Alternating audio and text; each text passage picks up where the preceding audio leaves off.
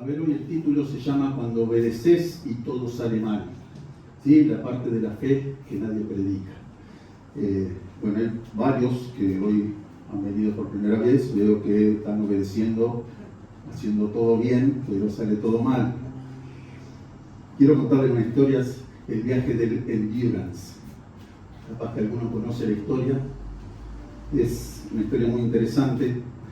En 1914, en el Times, un periódico, el Times londinense, aparece este anuncio: se necesitan hombres para viaje peligroso, salarios bajos, frío extremo, meses de completa oscuridad, peligro constante, retorno dudoso, honores y reconocimiento en caso de éxito. ¿Sí? Como para leer en los clasificados, ¿no? Se necesitan hombres para viajes peligrosos. Anuncio imposible. Nada romántico, ¿no? Bastante brutal el aviso. Básicamente, no sabemos si volvés, pero si sale todo bien, te van a aplaudir. Vas a tener gloria, honra. Este anuncio lo publicó Sir Ernest Shackleton.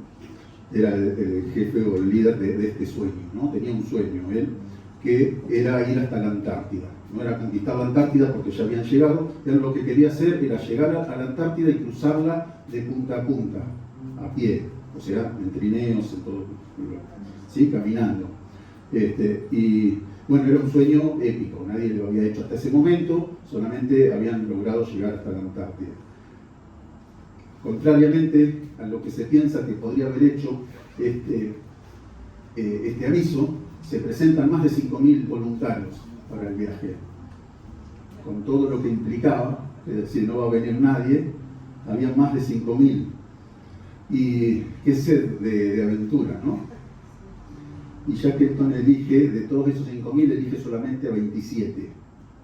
¿Sí? ¿Pero por qué elige a 27? Porque elige a los más capacitados. ¿Sí? No todos los que se anotan están listos. ¿Ok? El nombre del barco era Endurance. Endurance significa resistencia. ¿Sí? El spoiler es que iba a ser probado el barco, el nombre iba a ser probado. Sale el viaje en agosto de 1914 y zarpan para Buenos Aires. Desde Londres salen para Buenos Aires. Estaba Europa entrando en guerra, hacía 2 años que se había hundido el Titanic, y llegan a Buenos Aires, cargan todo lo que necesitan para la expedición a la Antártida, ¿sí? Llegan en octubre a Buenos Aires, pasan 2 meses medios largos, ¿sí? Era la última ciudad normal. En ese entonces el puerto de Buenos Aires era un puerto muy importante a nivel mundial, era conocido mundialmente. Paran ahí, se abastecen y salen rumbo a las Islas Georgias del Sur, ¿sí? Pero en Buenos Aires se les coló un polizón, se llamaba Pierce Blackborough. El joven, sin permiso, se esconde entre la bodega, entre unos barriles, unas sogas, ¿sí? Y sale el barco y lo descubren. Más adelante lo descubren. ¿Qué pasa? No, es un polizón. Por las leyes navales de la época le corresponde un castigo severo. Me imagino que hasta lo podían tirar por la borda y no pasaba nada porque nadie sabía que estaba ahí, ¿sí? O si no, lo más normal era meterlo en un calabozo hasta tocar el primer puerto y ahí bajarlo. ¿Qué hace Shackleton delante de toda la tripulación? ¿Sí? El que llevaba toda la expedición no lo castiga, sino que lo acepta parte de la tripulación y lo mete como parte de ella. ¿Sí? Ahí se puede ver qué tipo de líder era Shackleton, ¿sí? La gracia y la humanidad. Y bueno, llegan a las Georgias del Sur, era el punto sin retorno, el último punto hasta después salir para la Antártida. Ahí era el último rastro de civilización. Después de eso, mar, viento, hielo, ¿sí? Frío, silencio. Enero de 1915, el Endurance empieza a quedar atrapado en el hielo. Ese mar, ahí donde está la punta esa que conocemos del mapa de Argentina, de la Antártida, todo ese mar se llama Weddell, el mar de Weddell. Ahí empieza a quedar atrapado y el hielo lo empieza a apretar. Parece temporal, ahí el hielo se empieza, pero va pasando el tiempo, ¿sí? Como decía Sandra recién, hay un tiempo entre que pasa. No es que fue en el momento que el hielo lo aprieta, ¿sí? Sino que es temporal, lo empieza a hacer de a poquito y siguen avanzando y el hielo sigue, y pasan semanas y pasan meses, hasta que irremediablemente el barco fue aplastado por el hielo. No fue un choque de golpe, no se chocó un glaciar como pasó con el Titanic, fue de a poquito, se lo fue apretando, fue lento, lo iban viendo a pasar los días, ¿qué pasará? Era desesperante estar ahí. Llega el momento que da la orden Shackleton. Llega el momento que hay que abandonar el barco. Bueno, abandonen el barco. Y el Shackleton se hunde. El barco llamado Resistencia no resistió. Así que sin barco, sin tierra firme, estaban en el hielo, 30 grados bajo cero, en medio de la nada, el sueño ya murió. 30 grados bajo cero, nos estaban hablando unos parientes de Estados Unidos que estaban pasando una ola polar, una ola de frío ya, que estaban en 30 grados bajo cero, pero estaban adentro, estaban con calefacción, estaban con salamandra, estaban con hogar. Esto era 30 grados bajo cero en el medio de la nada, en el medio de la Antártida, literalmente, sin tierra firme. Estaban caminando en bloques de hielo que se movían. Así que el sueño murió, tienen que sobrevivir. No había plan B, el plan era sobrevivir. Y empiezan por el hielo, a la deriva, caminan más de 500 kilómetros. Sacan lo que pueden, lo que les sirve del barco y salen. Meses de frío, hambre, desgaste, y así llegan a Isla Elefante, una islita que está allá en la punta perdida, que nadie pasa por ahí, pero era tierra, y se tocan tierra y se quedan ahí. Pero se dan cuenta que nadie pasa. La única oportunidad que pase alguien era que otro loco aventurero como ellos pasara justo por ahí para hacer lo mismo, lo que era bastante improbable que pase. Así que se dan cuenta que esperar el rescate ahí no era fe, no iba a pasar. Se dan cuenta que no era probable. Era sentencia en vez de fe, quedarse esperando ahí. Sentencia y sentencia de muerte. Se iban a ir muriendo de a uno en esa islita. Así que Shackleton entiende algo, ¿sí? Toma una decisión que cambia todo. Si yo no voy, nadie viene. Así que decide salir a buscar ayuda. Pero no manda a otro de la expedición, va él, ¿sí? Él decide ir delante. Él decide salir a buscar ayuda. Porque si mandaba a otro que tenía la potestad para hacerlo, esa muerte iba a correr por él, ¿sí? Se iba a quedar como a cargo suyo, se tenía que hacer cargo de esa muerte. Y él quería dar el ejemplo y quería dar esperanza a los que quedaban de que los iban a encontrar, de que los que se quedaran con esperanza. Así que tenía 3 botes salvavidas el barco. Eligen el mejor, lo refuerzan, lo arreglan, ¿sí? Entre la gente, entre los que había elegido, tenía carpinteros, tenía navegantes, y elige el mejor bote salvavidas de esos, se llamaba James Cairo, si es querido.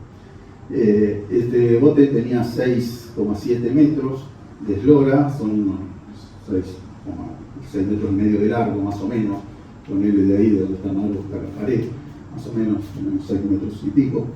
Era un bote así, era un bote abierto, ¿sí? A la intemperie, de madera, estaba diseñado para trayectos cortos, era un bote salvavidas que se subía todo en caso que el barco se hundiera en otro lugar, ¿sí? No ahí en el hielo.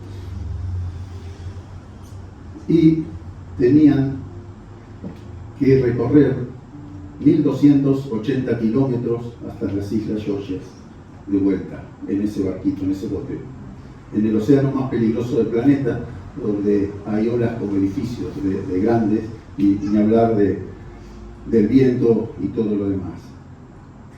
Y así se largan. Nosotros a veces exigimos señales a Dios y ellos tenían olas como edificios y seguían adelante. Shackleton elige 5 hombres más aparte de él. Elige a Frank Worsley o algo así. que era un capitán, era navegante, conocía los mapas, sabía leer, ¿sí? Sabía leer dónde estaban, a dónde iban, los cursos marítimos, sabía leer las estrellas, el sol, guiarse de esa forma. Lo lleva. Elige un carpintero también para ir reparando el barco en el camino. Y elige 3 hombres firmes emocionalmente, hombres que no se quebrantaban bajo presión. ¿Sí? Porque iban a pasar un tiempo bravo. Necesitaba gente de carácter, gente que no se amedrente, gente que no tenga miedo, gente que sepa enfrentar los desafíos. Y llegamos a abril de 1916 cuando salen, empapados, tomándose hielo, venía el invierno, dormían mojados arriba del bote, comían lo justo, andás a ver qué comían, pingüinos, pescarían, navegando casi a ciegas. A medida cuando se abría el sol, el navegante podía determinar dónde estaban, gracias a la partecita del cielo que se abría, veía las estrellas, veían el sol, por eso se guiaban a donde estaban. Es un trayecto de 1300 kilómetros en línea recta, que si vos te desvías 2 centímetros, ya te vas para la otra punta y pasás de largo y no lo ves. ¿Sí? Tenían que ir corrigiendo el rumbo todo el tiempo para poder llegar a donde necesitaban llegar.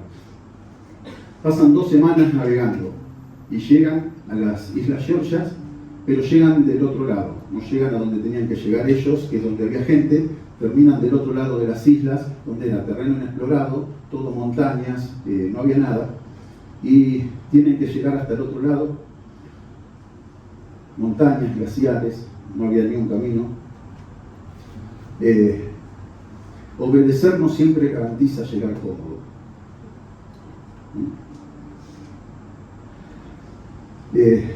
Shackleton y los otros 5 se quedaron ahí y Shackleton cruzó la isla a pie.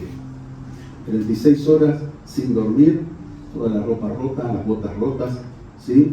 Cruzó la isla caminando, llegó a la estación ballenera que había del otro lado y creyeron que era un fantasma que aparecía.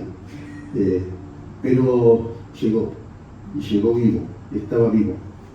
Así que ahí viene el intento de rescate, empiezan a formar la expedición de rescate para los que estaban allá. Varios intentos fracasan, se tienen que volver, había mucho hielo, podían terminar igual. Finalmente, el 30 de agosto de 1916, exactamente 2 años después de que habían salido por un remolcador chileno que había ahí, llegan a la isla Elefante, donde estaban los 23 hombres que estaban vivos. Así que no logró cruzar la Antártida, no logró el objetivo original, pero no murió nadie. No hubo, como decía el anuncio, honores y reconocimiento en caso de éxito. No pudo conquistar la Antártida, pero conquistó algo más difícil, que era no perder a nadie. Y no perdió a nadie, todos regresaron con vida. A veces debemos dejar de lado un sueño imposible, o tal vez solo vanidoso, porque es para nosotros, para dar lugar a un sueño más importante, ¿sí? Que es el sueño de Dios, los planes de Dios. ¿Amén? Te quiero hablar unos puntitos de esto. Vamos con el primer punto, el anuncio que nadie cuerdo aceptaría.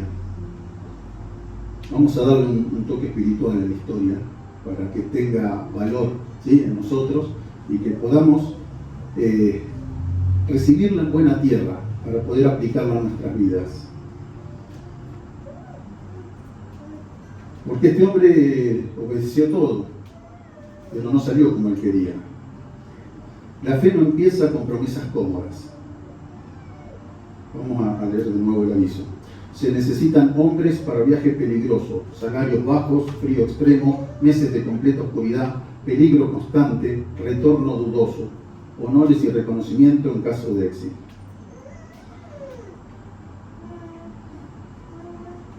Imagina si Dios publica ese aviso en Instagram hoy. ¿Cuántos likes tendría? Yo me vería más comentarios con eso no es de Dios, ¿no? Muchos deben haber hecho eso con el título de la prédica, ¿sí? Porque ven cuando obedeces y todo sale mal, y si es de Dios nada sale mal. Esa es la respuesta religiosa. Dios no dice eso en su palabra. Nos enseñaron una fe de beneficios, nos enseñan una fe de pedir, que Dios da. Pero muchas veces Dios llama sin explicar el final y ni hablar del proceso. Mateo 16:24 dice: luego Jesús les dijo a sus discípulos: si alguno de ustedes quiere ser mi seguidor, tiene que abandonar su propia manera de vivir, tomar su cruz y seguirme. Abandonar su propia manera de vivir es cambiar la forma en que vivo. Es cambiar. Hay que cambiar. Tomar su cruz y seguirme. El problema no es que Dios no avise, el problema es que no le creemos cuando avisa, porque esta palabra está al alcance de todos. Y mucha gente se anotaron como 5.000, pero pocos están listos. ¿Sí? Ese es el segundo punto. Porque entusiasmo no es lo mismo que carácter. De 5.000 que se anotaron, solo 27 quedaron. Todos quieren cruzar la Antártida hasta que aparece el hielo. Nos encanta la visión, nos encanta el proyecto, nos encanta ver la meta terminada, pero después nos incomoda el proceso y después toca pagar el precio. Cuando toca pagar el precio, se complica. Lucas 14:28 dice: sin embargo, no comiences sin calcular el costo, pues ¿quién comenzaría a construir un edificio sin primero calcular el costo para ver si hay suficiente dinero para terminarlo? Arquitecto, constructor, ¿quién comienza a construir un edificio sin primero calcular el costo? Porque si no te queda por la mitad. La fe que no calcula el costo se ofende cuando llega el precio. Cuando nos ofendemos, nos ponemos en víctima. La fe que no calcula el costo se ofende cuando el precio llega. La fe que se ofende se pone en víctima. La que se pone en víctima se muere.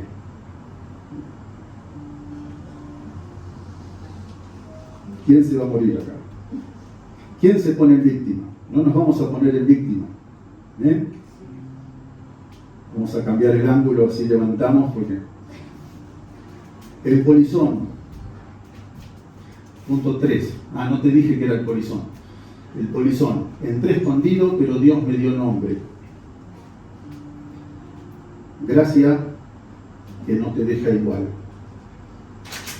Pierce Blackborough podía ser castigado severamente o desembarcado en el primer puerto, pero ya era tarde. Así que lo llevan enfrente del capitán, se produce un silencio, toca el juicio, hay tensión, están todos esperando el castigo, todos lo ven, es culpable, se coló. Así que Shackleton hace algo inesperado. Delante de todos no lo humilla, no lo expulsa, no lo devuelve. Lo mira y lo acepta en la tripulación. No tenía credenciales, posiblemente no tuviera estudios, no tenía permiso. Era un delincuente escapado que se coló en el barco.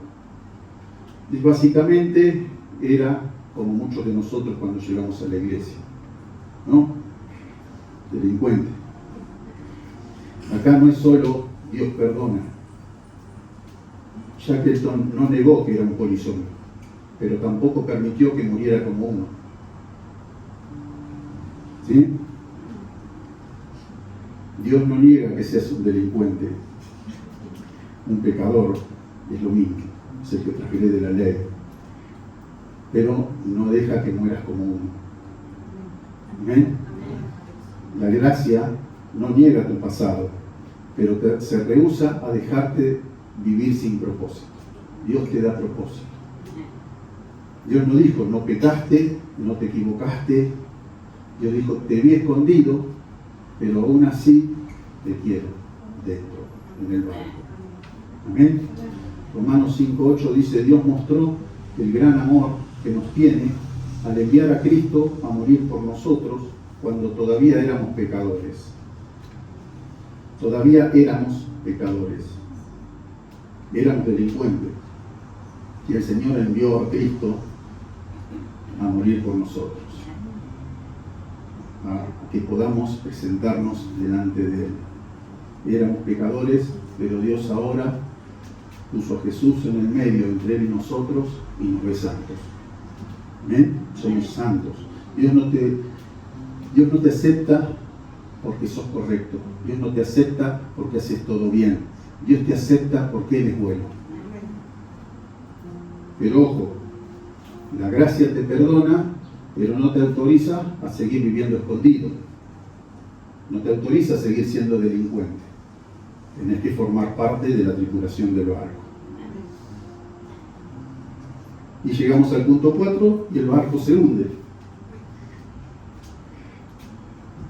¿Y qué pasó? Dios, ¿no era tu voluntad? Cuando hacer la voluntad de Dios, igual termina mal. Hicieron todo lo que estaba a su alcance, se prepararon, se planificaron, tomaron decisiones, organizaron, y aún así el Endurance se hundió. Y acá es donde nos vemos reflejados muchos. Oramos, creemos, vamos por fe, obedecemos, recibimos palabras, ponemos por obra y las cosas no salen como esperábamos. Acá es el momento donde muchos, bueno, evidentemente no era de Dios. Proverbios 16:9 dice que podemos hacer nuestros planes, pero el Señor determina nuestros pasos. No me gusta eso, no. Yo quiero que se haga mi plan, que tengo todo organizadito, no tengo nada, ni una piedra para tropezar, está todo organizado, tengo todo lo necesario, pero el Señor quiere más, quiere otra cosa. Él determina nuestros pasos. Que algo se hunda no significa que Dios se haya equivocado, significa que no era. No era lo que tenía que pasar. Dios tenía un plan mejor. Dios no se equivoca. Y la misión cambia. Dios no cambia el llamado, Dios cambia la forma. Shackleton ya no busca la gloria, ya cambió, ahora busca vidas. Hay gente llorando porque no cumple su sueño, no puede cumplirlo, no lo cumplió. Y Dios está celebrando que no perdió su vida, que no perdió su alma, que no perdió su familia. Juan 18:9 dice Jesús: no perdí a ninguno de los que me diste. Vos fíjate que esta frase que dice Jesús, enseguida ponemos a los discípulos que el Señor, el Padre, le dio a Jesús. Pero ¿sabías que vos fuiste dado a Dios? Cri, cri. El Señor dice: no perdí a ninguno de los que me diste. También está hablando de vos. Vos fuiste dado a Dios. Tal vez no hiciste lo que soñabas, pero sí cuidaste lo que Dios te confió. No fracasaste. Cuidamos lo que Dios nos da. Eso no es fracasar. No se hace lo que yo creo que debe pasar. Tal vez no cumplo mi sueño, el de gloria, el de aplauso, el de que me vean, el que quiero tener. Pero Dios tiene un plan mejor. Punto número 6, ya falta poquito. La fe que se sube al bote chico. Obedecer cuando no hay garantías. El bote James Kerr era el mejor bote de los 3, pero para hacer 1300 kilómetros era una porquería. Salió a pescar con el viejo de la laguna en un botecito que se nos llenaba de agua.